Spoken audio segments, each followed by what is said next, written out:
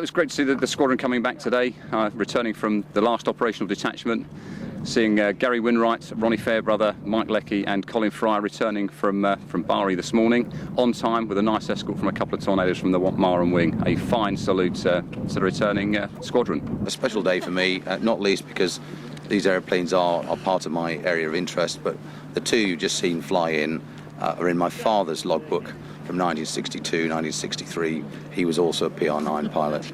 And so it's really good to see them still going after all this time. He's retired.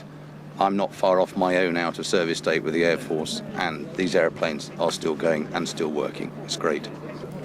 Well, this has been a very emotional time for us all here gathered at RAF Marham today. We've seen the return of two Canberras, of number 39, number 1 PRU squadron, having returned from involvement in their last period of operations over Afghanistan. The airplane's just flown over the top of us as a pair, escorted by two Tornadoes also based here at Marham.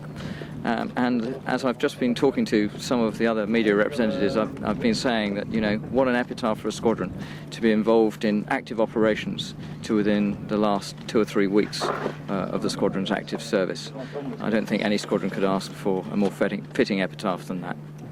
Well, obviously today was a very special day because it was really their last operational mission. So it was the return of the squadron from Seba, Marne. So quite poignant in that from now on, that's the last time we'll see the Canberra on operations. We've obviously got a month to go before we say our final farewells. And there's a number of events between now and then. Wellington Air Day, where we say goodbye to the Canberra, and Fairford, the International Institute. And of course when we come back here for our Families Day, and also their closure parade at the end of July, which will be really saying farewell to the squadron, where they'll do their parade and lay up their standards, and that'll be the end of 39 until someone else picks up the gauntlet one day, who knows, and that'll be the end of the Canberra. So 55 years of sterling service. I've only been on the Canberra for about 2 years now, having flown Tornado for a long time, which is a completely different animal when you look at it from the perspective of a navigator. You know what the front cockpit's like. It's not a great environment to work, and that's the principal reason I shan't be all that sorry to see the Canberra go. I've thoroughly enjoyed my 2 years of operational flying, which is the reason I came to the Canberra. Seen a couple of nice, good detachments, operational deployments out in the Middle East, but the time has come, and no, I won't be all that sorry to see it go. It's been great, but its time is up.